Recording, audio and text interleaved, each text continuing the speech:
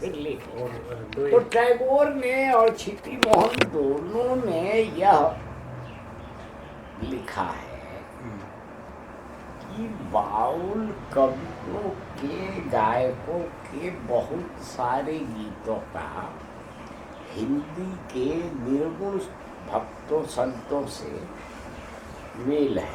बल्कि दादू दयाल की तो काया बेली नाम की किताब है, उससे बहुत लंबा उद्धरण दिया है क्षिति मोहन ने अपनी किताब में कि वो बाउलों की बहुत सारी मान्यताओं के करीब है। तो ये इसीलिए मुझे ये पढ़ने का मौका मिला, इसीलिए आपसे कहा मैंने कि देखो तुलसीदास से ज़्यादा उनका कोई खास संबंध नहीं है। अच्छा, एक दूसरी किताब है, आप चाहो तो खोज के कहीं से देखो। ये शांति निकेतन में थे, अब तो रिटायर हो गए होंगे, रामेश्वर मिश्र। अभी है? अच्छा, अभी भी विभाग में भी? हाँ, इस साल रिटायर्ड। हाँ, तो उन्होंने टैगोर का मध्यकालीन हिंदी संतों से क्या संबंध है क्या नहीं है, इस पर एक पूरी किताब लिखी। तो आप उसको देख लो, तब उससे मालूम होगा कि क्या कितना है। तब वो ये, पर मुझे जहाँ तक अनुमान है, जितनी मेरी सीमित जानकारी है, उस आधार पर कह रहा हूँ कि कबीर से तो संबंध उनका बनता है, तुलसीदास से जाते। सर, इस एंगल से मैं देख रहा था कि बांग्ला के जातीय कवि के रूप में टैगोर स्थापित है। हाँ, उसी तरह हिंदी जो समाज है, जो हिंदी जाति है, उसमें तुलसीदास के प्रति आदर है, वो भी एक उस तरह से देखा जाए तो हम कह सकते हैं।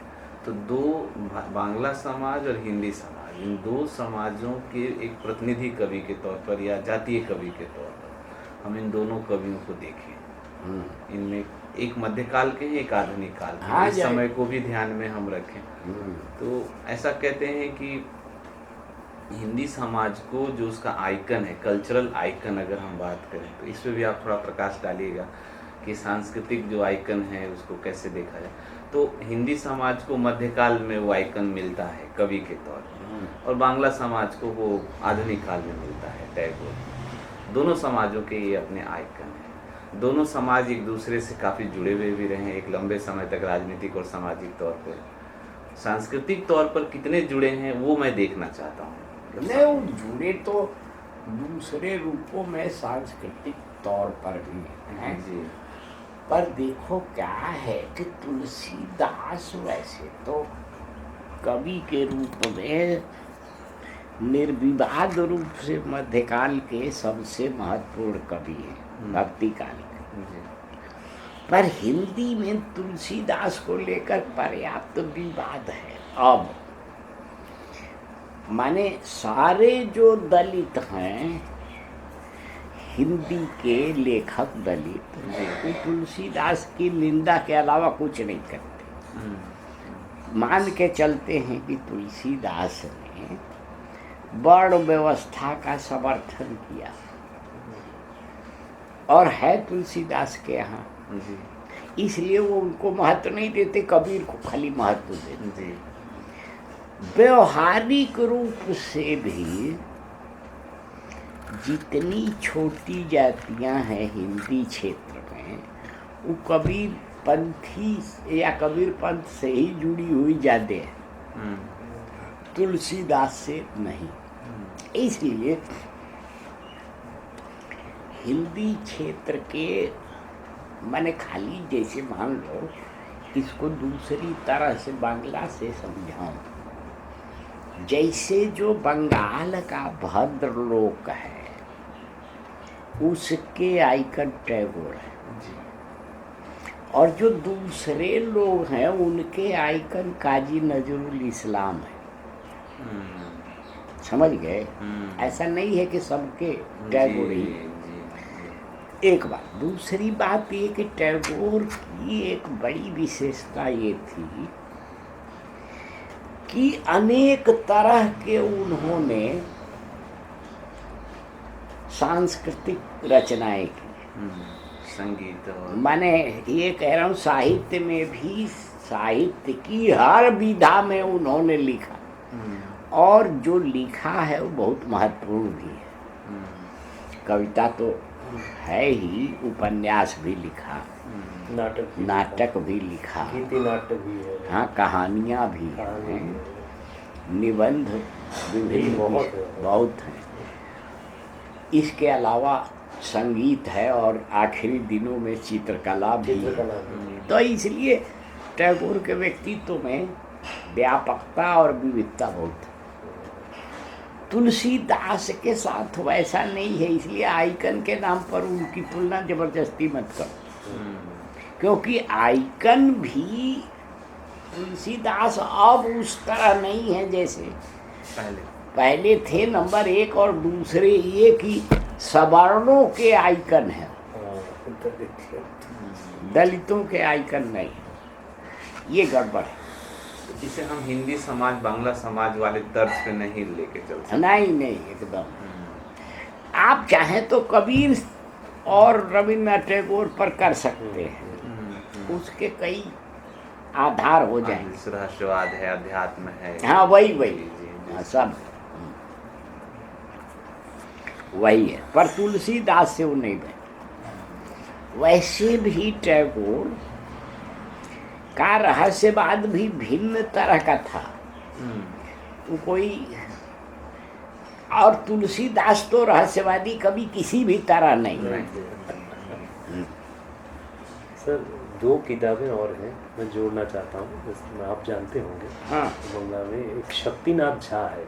हाँ, जानता हूँ। उनका वो लालन पर एक किताब हाँ, मालूम है मुझे। और एक है सुधीर चक्रवर्ती। हाँ, उन्होंने लालन पर एक अलग से 2 किताबें लिखी। ऐसा है, देखो, वो सारी किताबें बांग्ला में है। हाँ सर, पर मैं तो पढ़ नहीं सकता। किताबों का ब्यौरा मुझे मिल गया था, क्योंकि जिस आदमी ने सीटी मोहन सेन की किताब का हिंदी में अनुवाद किया, उसने उस अनुवाद की एक लंबी भूमिका लिखी। अच्छा। उसी में उसने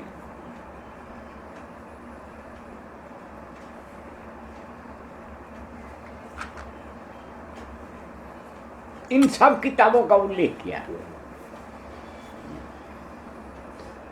उसके जो बड़ा भाई थे ज्योतिरिंद्रनाथ के पास, उसी तब इसमें रहते थे, उसी जागीरदारी में। हाँ, नहीं, वो तो टैगोर और उनके परिवार का एक जो की जमींदारी थी, उसी क्षेत्र में लालन रहते थे। और बल्कि यह भी प्रायः लोगों का कहना है कि उनके जो भाई थे, उन्हीं के रेखा चित्र को लालन शाह का चित्र के रूप में आजकल माना जाता है।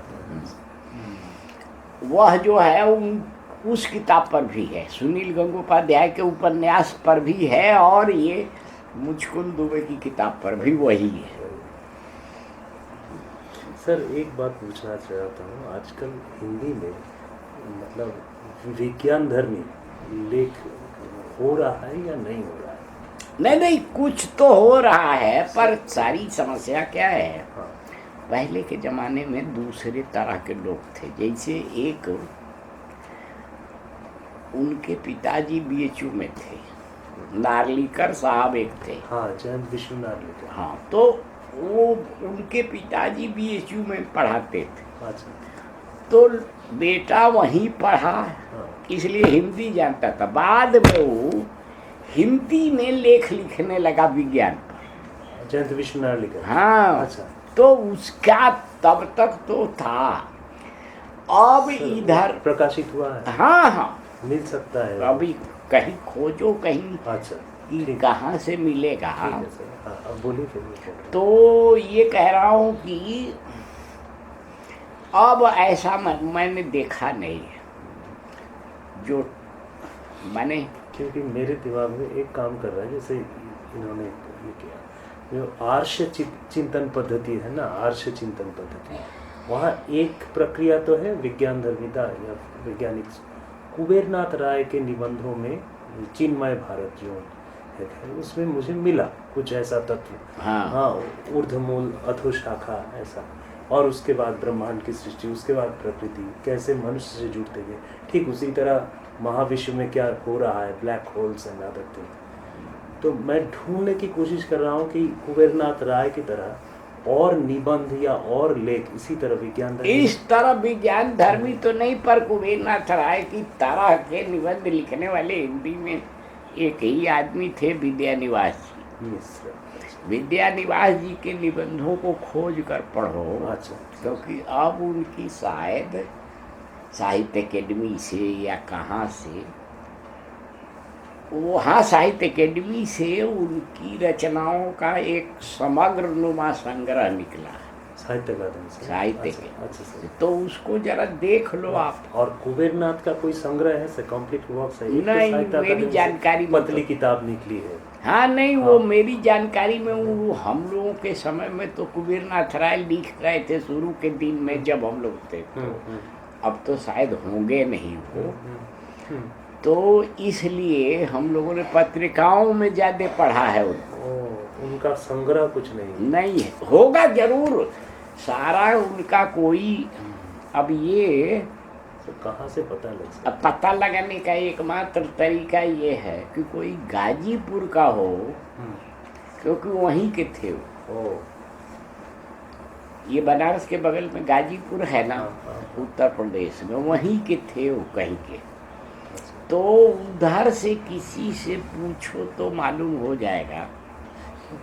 सर बंगला में जैसे ऐसे बहुत सारे लेखन अभी भी हो रहे हैं, और टैगोर के समय भी था। हाँ, टैगोर का प्रसंग ये है कि विज्ञान चेतना विज्ञान धर्मिता एक वही है। तो मेरे दिमाग में चल रहा था कि अभी जो साइंस इन्वेंशंस हो रहा है, खास करके ब्रह्मांड के बारे में, अलग अलग जो मिल्की वे के बारे में, आकाशगंगा के बारे में, हाँ। और उस तरह के लेख हिंदी में क्या हो रहा है। एक तो आपने कहा अभी मुझे पता नहीं था सर, विद्यानिवास मिश्र, हाँ। और कुबेरनाथ राय, मैं और ऐसे कॉन्टेम्पोररी समसामयिक और कुछ मिल जाए तो मैं इसको जोड़ के एक मतलब प्रोजेक्ट ये करना तो वो उसका तो देखो एक ही उपाय है भाई। हाँ, मैंने उपाय क्या है कि मैंने मेरे पास 80% पत्रिकाएं वैसे ही आती हैं। अच्छा सर। और मैं उलट पुलट के देखता हूँ, पर विज्ञान संबंधी अब इस तरह का अच्छा नहीं निकलता। इसलिए मैंने कहा पर और भी दो एक लोगों से पूछो, शायद कुछ मिल जाए। प्रसिद्ध बाउल थे, उनके 105 गीतों का हिंदी अनुवाद किया मुचकुंद दुबे, और एक लंबी भूमिका 50 पेज की लिखी। लालन सा दुद्दू सा लालन फकीर जी से क्या? हाँ। तो दुबे जी बेचारे पत्नी सहित आए थे, मुझे किताब दे गए। फिर ये भी कहा कि मैं चाहता हूँ कि आप पढ़कर अपनी राय बताएं। तो हमने कहा कि मैं राय बताऊंगा, मौखिक भी बताऊंगा, और संभव हुआ तो कुछ लिखूंगा भी, क्योंकि वो गीत पढ़ने के बाद मैं बहुत प्रभावित हुआ। तो 2-3 बार मुझे उन्होंने फ़ोन करके कहा कि मेरी किताब का क्या हुआ। तो हमने कहा कि आप चिंता मत कीजिए, मेरी लिखने पढ़ने की प्रवृत्ति थोड़ी दूसरी है। रिव्यू जो अखबारों में छपता है वैसा मुझे नहीं लिखना है। वैसा लिखना होता तो अब तक बोल के किसी से लिखवा देता जी। मैं उस पर सामग्री खोज रहा हूँ। तो 3-4 चीज़ें जुटाई। एक तो क्षिति मोहन सेन ने एक किताब लिखी है पूरी, बंगालेर बाउल। हाँ। हाँ। दूसरा, एक अपने स्टूडेंट को पूछा मैंने कि भाई बांग्ला कभी शुरू में मैंने थोड़ा पढ़ा था, सीखा भी था, पर अब आदत छूट गई पढ़ने की तो भूल गया। सर 2 किताबें और हैं, मैं इंटरप्ट कर रहा हूँ। अब सुन लीजिए, पहले हमने जो देखा वो आपको बता दे रहा हूँ। तो संयोग बस मालूम हुआ कि उस किताब का हिंदी अनुवाद हो गया है, ओह, तो हिंदी अनुवाद मंगवाया। इसके बाद से हितेंद्र पटेल एक हमारे परिचित स्टूडेंट हैं जेएनयू के ही, रूपा के हस्बैंड, जी जी। तो उससे हमने पूछा कि यार लालन साहब फकीर पर और भी कुछ बांग्ला में है? तो उसने कहा कि सर आप जो पढ़ सकते हैं, समझ सकते हैं, तो सुनील गंगोपाध्याय ने उन पर एक उपन्यास लिखा, मोनेनवाल। उसका हिंदी अनुवाद हो गया है। तो इसलिए, अरे हिंदी अनुवाद कह रहा हूँ, उसका अंग्रेजी अनुवाद है और मेरे पास है, तो हमने कहा कि भेज दो, हमें दे दो। तो वो भी मंगवाया मैं, और वो पढ़ने के बाद मुझे मालूम हुआ कि रविन्द्रनाथ टैगोर ने ऑक्सफोर्ड में संभवतः एक भाषण दिया था, 3-4 भाषण एक साथ दिया था, जो रिलीजन ऑफ मैन नाम से किताब छपी। तो पहले तो उधर से कहीं से छपी थी, अब रूपा ने छाप दिया, तो वो भी मंगवाया मैं। ये सब पढ़ उड़ के करके मैंने एक लेख लिखा है, जो इसी महीने नवंबर के ज्ञानोदय में, नया ज्ञानोदय में छपेगा। तो उससे भी मालूम हुआ कि टैगोर इसलिए भक्ति काल के कवियों से हिंदी के जुड़े हुए थे। यह बात क्षिति मोहन ने भी लिखा, और टैगोर ने अपने उस भाषण में भी चर्चा की है। हेलो, मैंने उन्होंने जो लिखा है वो देखो, कोई रामचंद्र शुक्ल या मुक्तिबोध की तरह थ्योरेटिकल थिंकिंग का कोई ये नहीं, यही समस्या यही है। फिर भी आप आलोचना के क्षेत्र में काम करना चाहते हैं तो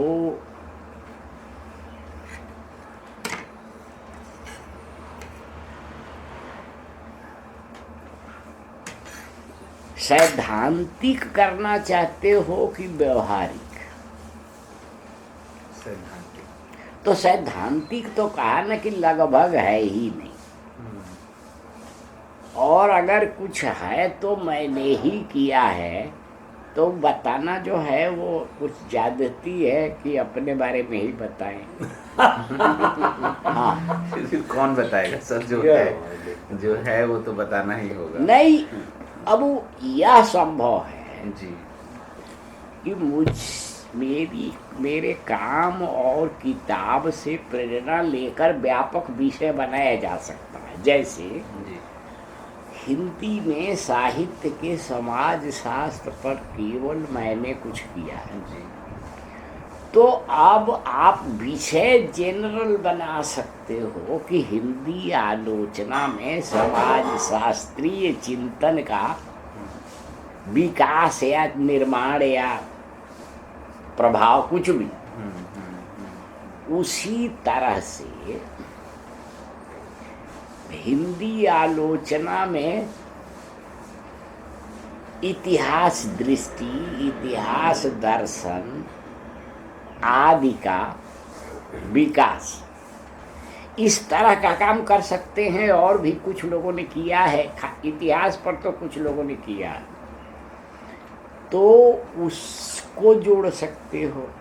इंडिविजुअल्स को लेना हो तो इस प्रसंग में केवल रामविलास शर्मा हैं, और नहीं तो पुराने लोगों में रामचंद्र शुक्ल हैं। माने शुक्ल जी के यहाँ तो यह भी संभव है कि भारतीय और पाश्चात्य साहित्य चिंतन का शुक्ल जी की आलोचना में, माने आलोचना की शुक्ल जी की आलोचना में उपस्थिति दोनों है। उन्होंने रस सिद्धांत पर नई स्थापनाएं दी हैं और अपने समय के सारे अंग्रेजी के अधिकांश महत्वपूर्ण आलोचकों को जोड़ा है। शुक्ल जी ने उनका उपयोग किया है, खंडन किया है, सब है, तो ये चल सकता है। जी।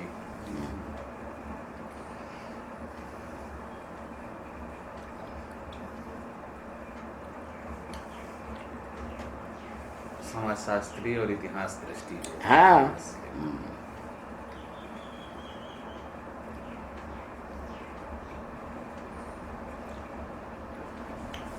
घर का बना हुआ है इससे ना। हाँ, बहुत एक घर स्वादिष्ट का ही है, बना। बहुत स्वादिष्ट। खा लीजिए। लीजिए आप लीजिए।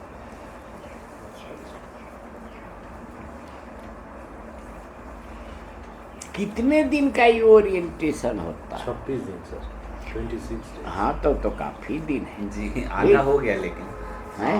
हम आए हुए हैं, हम लोग 9 तारीख से ही, ओ। 9 अक्टूबर से। अच्छा, ये फिर 2 तो सप्ताह हो गया, हाँ। 2 और बचा। और 10 दिन बाद कोई बात नहीं, तो फिर जाने के पहले मिलना है। जी। जरूर सर मिलेंगे। जी। इन दिनों लाइब्रेरी में थोड़ा मैं ये कर लेता हूँ, यहाँ जैन विष्णु नवलिकर का अगर कुछ मिलता है। हाँ, देख लो। एक अच्छा है। विद्यानिवास मिश्र का कुछ हाँ। कलेक्टिव क्या है, और उसके बाद फिर सर इस बारे में सोचेंगे, क्योंकि मुझे लगता है कि ये अधूरा रह गया है, ये जो पोर्शन है हिंदी का, ये हाँ। अछूता भी है। एक अच्छी और बात हुई सर, चंद्रशेखर जी का हो गया वो दीमापुर में केंद्रीय हिंदी हाँ, संस्थान। हाँ, तो अभी केंद्र सेंटर दीमापुर दिया है, हाँ, दिया है।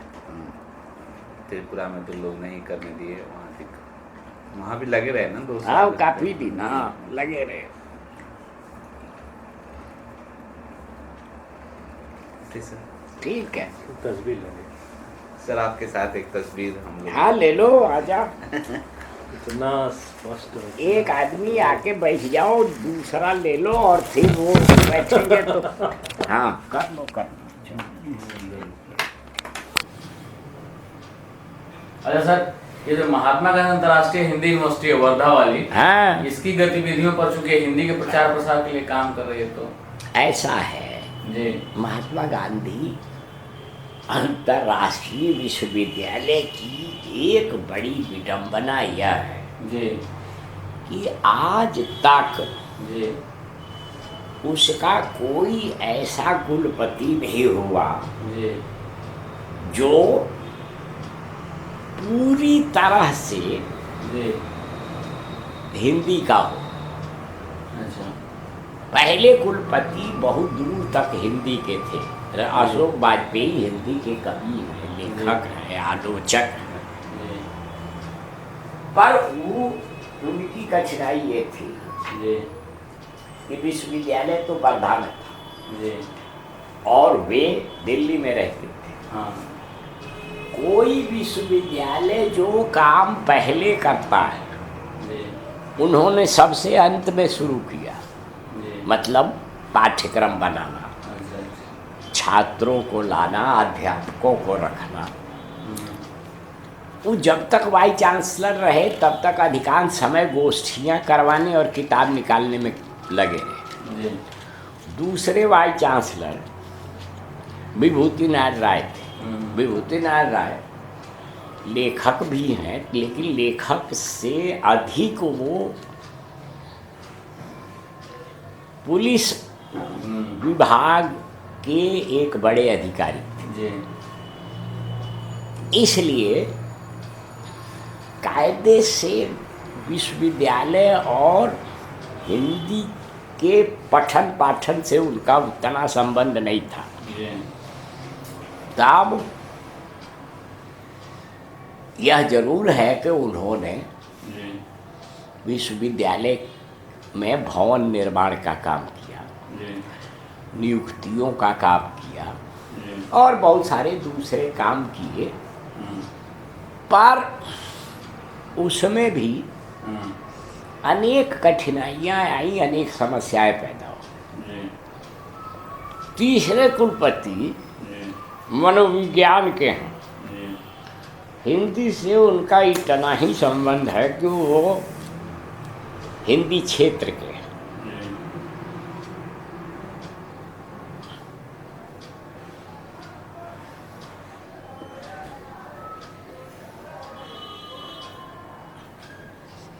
अब हिंदी के प्रसार विस्तार के लिए वो क्या करेंगे आगे देखा जाएगा। जी। इसलिए मैं महात्मा गांधी अंतर्राष्ट्रीय विश्वविद्यालय के की गतिविधियों से बहुत संतुष्ट नहीं।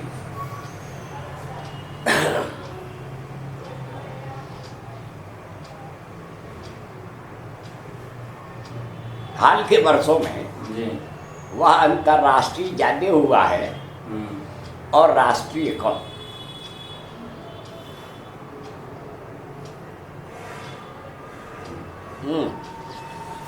आगे अरे सर, हिंदी का भविष्य कैसा लगता है आपको? देखिए, ऐसा है, जो कई करोड़ जनता की भाषा है, जी। वह प्रशासन, जी। उद्योग, जी। व्यापार द्वारा उपेक्षित होने के बावजूद जी। जनता के भरोसे जीवित रहे भाषा। जी। जी। और हिंदी भाषा में सोचने, जी। लिखने हाँ। और छपने वाले असंख्य लोग हैं, उनको पढ़ने वाले भी हैं, उनके कामों में वह जीवित रहे। इतनी हिंदी असल में स्वाधीनता आंदोलन की भाषा है। महात्मा गांधी से लेकर देश के छोटे बड़े सभी नेता आम जनता से संपर्क का माध्यम हिंदी को ही समझते थे। उसी में आम लोग बात करते हैं। इसलिए हिंदी का अतीत जितना मजबूत है, भविष्य भी रहेगा। मुझे इसकी चिंता नहीं है कि भूमंडलीकरण के कारण हिंदी गायब हो जाएगी। उस पर खतरे हैं, कठिनाइयाँ हैं, लेकिन जनता ने उसे बनाया है, जनता ही उसे जीवित भी रखे। ठीक है सर। सर, ये कलकत्ता में आप पहले भी आते रहे हैं और पहले भी यहाँ सेमिनार होता रहा है। हाँ जी। लेकिन सूर तुलसी मीरा में सेमिनार सिमटा रहता है। हाँ। भाषा पर इस तरह के जो सेमिनार हुए, इसको माना आप किस परिप्रेक्ष्य में देखते हैं? देखिए, ये तो एक बहुत ही समकालीन और जरूरी विषय पर सेमिनार हुआ है। जी। आजकल बोलियां सबसे अधिक खतरे में हैं। जी। कुछ मरने के कगार पर हैं, कुछ मर गए। ऐसे में भारतीय समाज के विभिन्न क्षेत्रों, समुदायों और वर्गों के लोगों की पहचान के प्रसंग में बोली के महत्व पर सेमिनार करना एक अत्यंत जरूरी और उपयोगी विषय है। एक दिन का सेमिनार हो चुका है, आज दूसरा दिन है। कल जो सेमिनार में अलग अलग तरह के लोगों ने अपनी बातें रखी, उससे बोली और मनुष्य के संबंध के बहुत सारे पक्ष सामने आए। बड़ी संख्या में नई पीढ़ी की लड़कियां और लड़के श्रोता के रूप में मौजूद थे। वही देश के भविष्य हैं और बोली भाषा का भविष्य भी उन्हीं के हाथों में रहेगा। इसलिए मुझे यह सेमिनार बहुत ही अच्छा लगा। अब तक सफल भी। ठीक हो गया जी। धन्यवाद। चल, तुम्हारा काम भी हो जी सर। है अभी बहुत समय नहीं हुआ, अभी तो लोग आएंगे। अब मैं कपड़ा पहनूं। फिर लिख लो। और तो टैगोर ने और क्षिति मोहन दोनों ने यह लिखा है कि बाउल कवियों के गायकों के बहुत सारे गीतों का हिंदी के निर्गुण भक्तों संतों से मेल है। बल्कि दादू दयाल की तो काया बेली नाम की किताब है, उससे बहुत लंबा उद्धरण दिया है क्षिति मोहन ने अपनी किताब में कि वो बाउलों की बहुत सारी मान्यताओं के करीब है। तो ये इसीलिए मुझे ये पढ़ने का मौका मिला, इसीलिए आपसे कहा मैंने कि देखो तुलसीदास से ज़्यादा उनका कोई खास संबंध नहीं है। अच्छा, एक दूसरी किताब है, आप चाहो तो खोज के कहीं से देखो। ये शांति निकेतन में थे, अब तो रिटायर हो गए होंगे, रामेश्वर मिश्र। अभी है। अच्छा, अभी अभी भी विभाग में भी है। हाँ। हाँ, इस साल रिटायर्ड। हाँ, तो उन्होंने टैगोर का मध्यकालीन हिंदी संतों से क्या संबंध है क्या नहीं है, इस पर एक पूरी किताब लिखी। ओह, तो आप उसको देख लो, तब उससे मालूम होगा कि जी क्या कितना है। तब वो ये, पर मुझे जहाँ तक अनुमान है, जितनी मेरी सीमित जानकारी है, उस आधार पर कह रहा हूँ कि कबीर से तो संबंध उनका बनता है, तुलसीदास से ज़्यादा। सर, इस एंगल से मैं देख रहा था कि बांग्ला के जातीय कवि के रूप में टैगोर स्थापित है। हाँ, उसी तरह हिंदी जो समाज है, जो हिंदी जाति है, उसमें तुलसीदास के प्रति आदर है, वो भी एक उस तरह से देखा जाए तो हम कह सकते हैं। तो दो,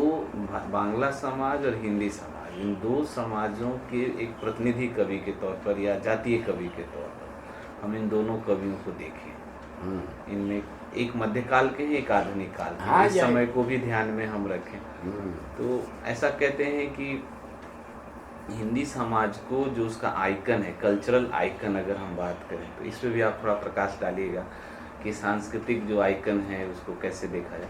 तो हिंदी समाज को मध्यकाल में वो आइकन मिलता है कवि के तौर पर, और बांग्ला समाज को वो आधुनिक काल में मिलता है टैगोर। दोनों समाजों के ये अपने आइकन हैं। दोनों समाज एक दूसरे से काफ़ी जुड़े हुए भी रहे हैं एक लंबे समय तक, राजनीतिक और सामाजिक तौर पर। सांस्कृतिक तौर पर कितने जुड़े हैं वो मैं देखना चाहता हूँ। नहीं, वो जुड़े तो दूसरे रूपों में सांस्कृतिक तौर पर भी हैं जी पर देखो क्या है कि तुलसीदास वैसे तो कवि के रूप में निर्विवाद रूप से मध्यकाल के सबसे महत्वपूर्ण कवि हैं, भक्ति काल के। जी पर हिंदी में तुलसीदास को लेकर पर्याप्त विवाद है। अब माने सारे जो दलित हैं, हिंदी के लेखक दलित, वो तुलसीदास की निंदा के अलावा कुछ नहीं करते। मान के चलते हैं कि तुलसीदास ने वर्ण व्यवस्था का समर्थन किया, और है तुलसीदास के यहाँ, जी इसलिए वो उनको महत्व नहीं देते, कबीर को खाली महत्व देते। जी व्यवहारिक रूप से भी जितनी छोटी जातियां हैं हिंदी क्षेत्र में, वो कबीर पंथी या कबीर पंथ से ही जुड़ी हुई ज़्यादा है, तुलसीदास से नहीं। इसलिए हिंदी क्षेत्र के, मैंने खाली जैसे मान लो इसको दूसरी तरह से बांग्ला से समझाऊं, जैसे जो बंगाल का भद्रलोक है उसके आइकन टैगोर है, और जो दूसरे लोग हैं उनके आइकन काजी नजरुल इस्लाम है। समझ गए? ऐसा नहीं है कि सबके टैगोर ही है। एक बात। दूसरी बात ये कि टैगोर की एक बड़ी विशेषता ये थी कि अनेक तरह के उन्होंने सांस्कृतिक रचनाएं की। संगीत और माने ये कह रहा हूँ, साहित्य में भी, साहित्य की हर विधा में उन्होंने लिखा, और जो लिखा है वो बहुत महत्वपूर्ण भी है। कविता तो है ही, उपन्यास भी लिखा, नाटक भी लिखा, गीति नाटक भी है। हाँ, कहानियाँ भी कहानी हैं, भी है। निबंध विभिन्न बहुत है। बहुत हैं। इसके अलावा संगीत है, और आखिरी दिनों में चित्रकला भी है। चित्रकला भी। तो इसलिए टैगोर के व्यक्तित्व में व्यापकता और विविधता बहुत है। तुलसीदास के साथ वैसा नहीं है, इसलिए आइकन के नाम पर उनकी तुलना जबरदस्ती मत करो, क्योंकि आइकन भी तुलसीदास अब उस तरह नहीं है जैसे पहले थे। नंबर एक, और दूसरे ये कि सवर्णों के आइकन है, दलितों के आइकन नहीं, ये गड़बड़ है। जिसे हम हिंदी समाज, बांग्ला समाज वाले तर्ज पे नहीं लेके चल सकते। नहीं, एकदम। आप चाहें तो कबीर और रविन्द्रनाथ टैगोर पर कर सकते हैं, उसके कई आधार हो जाएंगे। रहस्यवाद है, अध्यात्म है। हाँ, वही जी, हाँ, सब वही है, पर तुलसीदास से वो नहीं बने। वैसे भी टैगोर का रहस्यवाद भी भिन्न तरह का था, वो कोई, और तुलसीदास तो रहस्यवादी कभी किसी भी तरह नहीं। सर, दो किताबें और हैं, मैं जोड़ना चाहता हूँ, जिसमें आप जानते होंगे। हाँ, बंगला में एक शक्तिनाथ झा है। हाँ, जानता हूँ। उनका वो लालन पर एक किताब हाँ, मालूम है मुझे। और एक है सुधीर चक्रवर्ती। हाँ, उन्होंने लालन पर एक अलग से दो किताबें लिखी। ऐसा है, देखो, वो सारी किताबें बांग्ला में है, हाँ सर, पर मैं तो पढ़ नहीं सकता। किताबों का ब्यौरा मुझे मिल गया था, क्योंकि जिस आदमी ने सीटी मोहन सेन की किताब का हिंदी में अनुवाद किया, उसने उस अनुवाद की एक लंबी भूमिका लिखी। अच्छा। उसी में उसने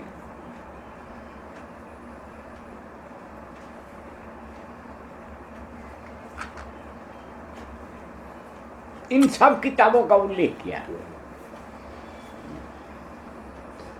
फिर उसके जो बड़ा भाई थे ज्योतिरिंद्रनाथ के पास, उसी तब इसमें रहते थे, उसी जागीरदारी में। हाँ, नहीं, वो तो टैगोर और उनके परिवार का एक जो की जमींदारी थी, उसी क्षेत्र में लालन रहते थे। और बल्कि यह भी प्रायः लोगों का कहना है कि उनके जो भाई थे, उन्हीं के रेखा चित्र को लालन शाह का चित्र के रूप में आजकल माना जाता है।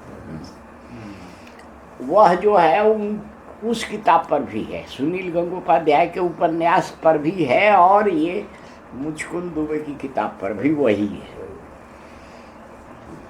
सर, एक बात पूछना चाहता हूँ, आजकल हिंदी में मतलब विज्ञान धर्मी लेख हो रहा है या नहीं हो रहा है? नहीं, कुछ तो हो रहा है, पर सारी समस्या क्या है, हाँ।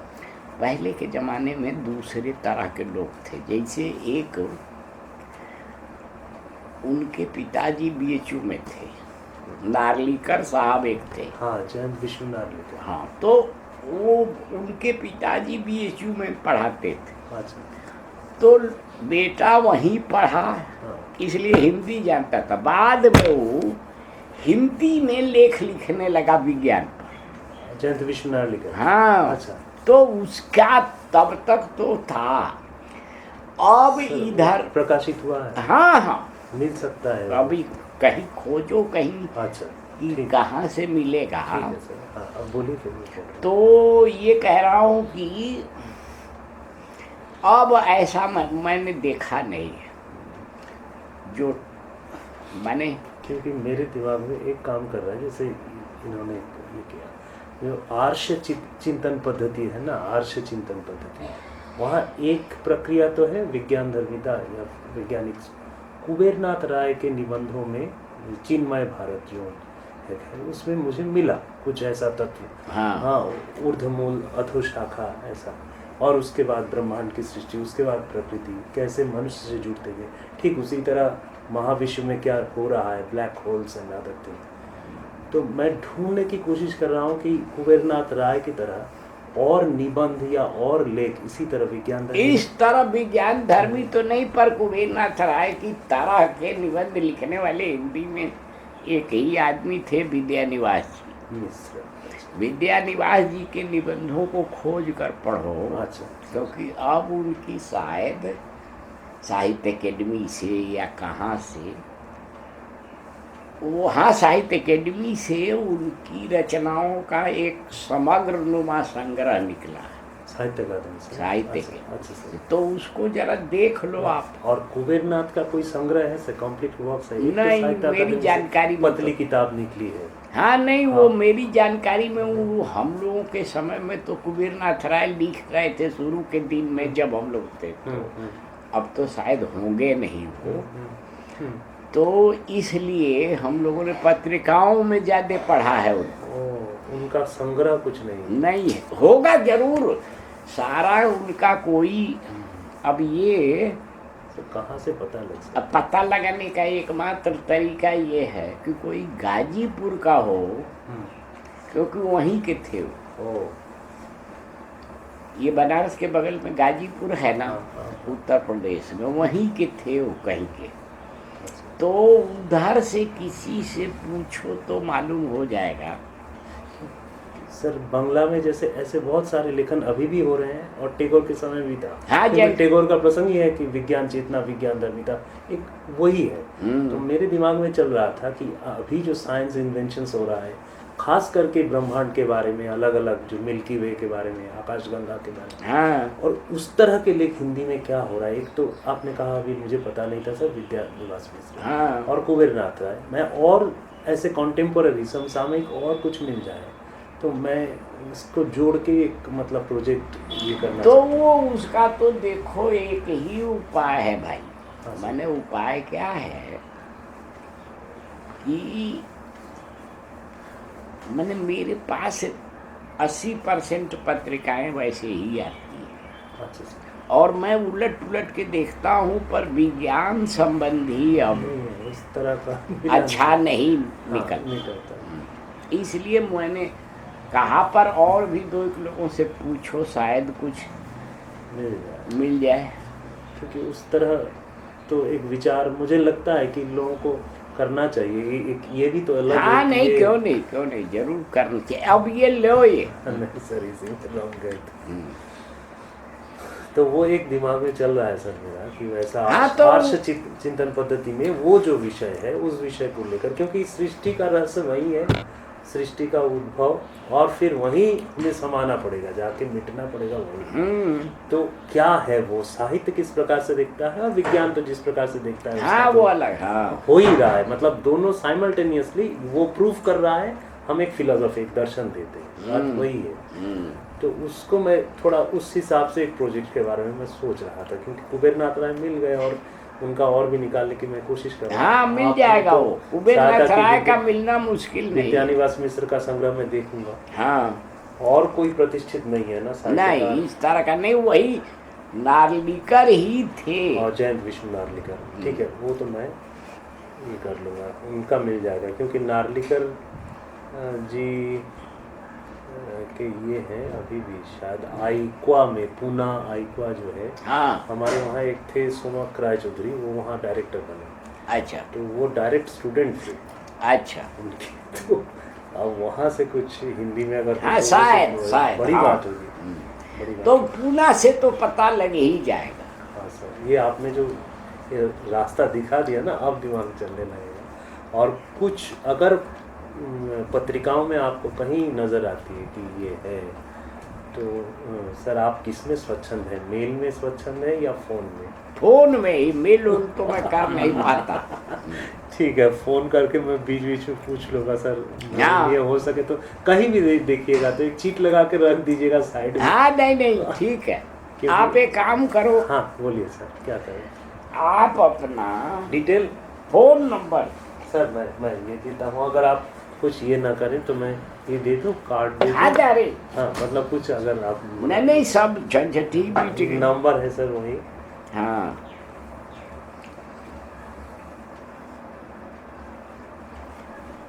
आप जैसे मतलब बड़ी हस्ती को कार्ड देना भी ये, उसीलिए मैं संकोच कर रहा हूँ। नहीं वो कोई देखिए ये काम की यूनिवर्सिटी का कार्ड है, है। यूनिवर्सिटी से ही दिया गया। हाँ तो जो भी है काम की चीज हाँ, है, हाँ, काम की बात है। हाँ, हम बहुत ले दिनों से लेंगे। दिमाग में चल रहा था कि ऐसा लेख ऐसा क्यों नहीं होगा, नहीं, होना नहीं, चाहिए। क्योंकि जरूर, बंगला ये में तो- बहुत हो रहा है, मुझे हाँ। बहुत मिल भी रहा है और बहुत सुंदर रूप से, तुलनात्मक रूप से है। हाँ, हाँ। तो हिंदी में क्यों नहीं होगा? हाँ जरूर होना चाहिए, थोड़ी मेहनत करनी पड़ेगी। हाँ सर, तो इसमें मतलब भविष्य में भी आपका मार्गदर्शन चाहिए। ठीक है। आऊँगा, कैसे भी जुड़ता रहूँगा। हाँ हो सके खुद आ पाऊँ, खुद ना आ पाऊँ तो रूपादे के जरिए या हाँ उनके जरिए, हितेंद्र जी के जरिए। और हम ठीक। ऐसी योजना बना भी रहे हैं कि हर साल एक बार किसी न किसी बहाने जेएनयू से, अगर हम कैसे भी हो, हम दोनों ही उस बारे में बात कर रहे थे। हाँ ठीक तो है। सर तो एकदम नज़दीक है, तो जो भी है सर। सर एक दो विषय बताइए आलोचना के क्षेत्र में शोध करने कराने के लिए, समकालीन आलोचना से हम्म। असल में एक देखो, सारी समस्या समकालीन आलोचना की ये है जी कि वर्षों से हिंदी में आलोचना के नाम पर व्यवहारिक आलोचना होती है, थ्योरेटिकल थिंकिंग लगभग नहीं के बराबर है। तो उसमें फिर व्यवहारिक आलोचना का ये है कि इंडिविजुअल ही महत्वपूर्ण होते हैं।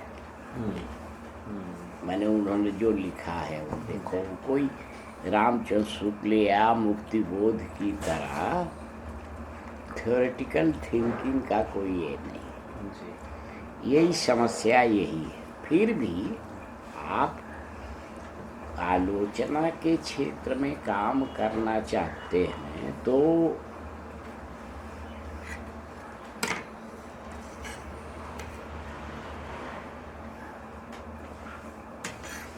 सैद्धांतिक करना चाहते हो कि व्यवहारिक? सैद्धांतिक। तो सैद्धांतिक तो कहा ना कि लगभग है ही नहीं, और अगर कुछ है तो मैंने ही किया है, तो बताना जो है वो कुछ ज्यादती है कि अपने बारे में ही बताएं। हाँ फिर कौन बताएगा सर?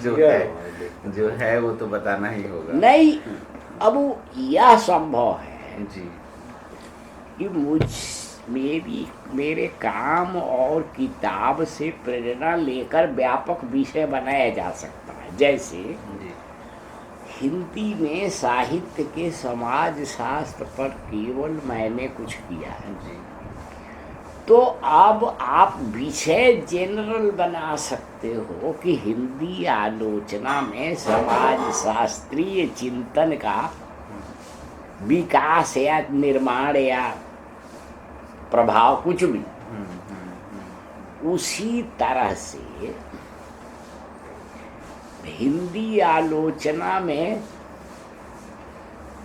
इतिहास दृष्टि, इतिहास दर्शन आदि का विकास, इस तरह का काम कर सकते हैं। और भी कुछ लोगों ने किया है, इतिहास पर तो कुछ लोगों ने किया है, तो उसको जोड़ सकते हो।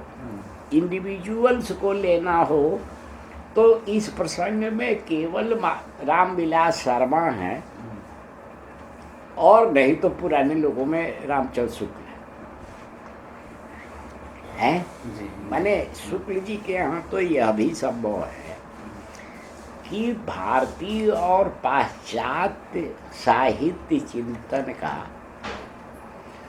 शुक्ल जी की आलोचना में, माने आलोचना की शुक्ल जी की आलोचना में उपस्थिति दोनों है।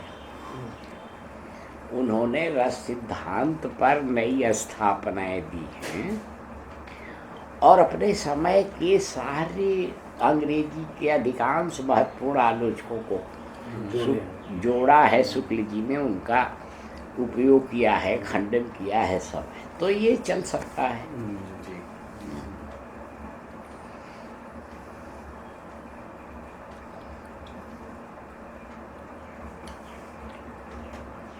समाजशास्त्री और इतिहास दृष्टि। हाँ।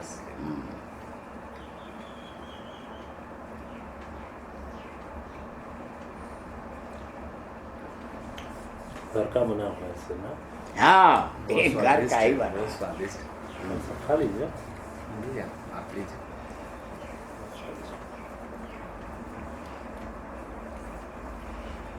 कितने दिन का ये ओरिएंटेशन होता है? 26 दिन सर, 26 हाँ, तो काफी दिन है। जी, आना हो गया, लेकिन हैं?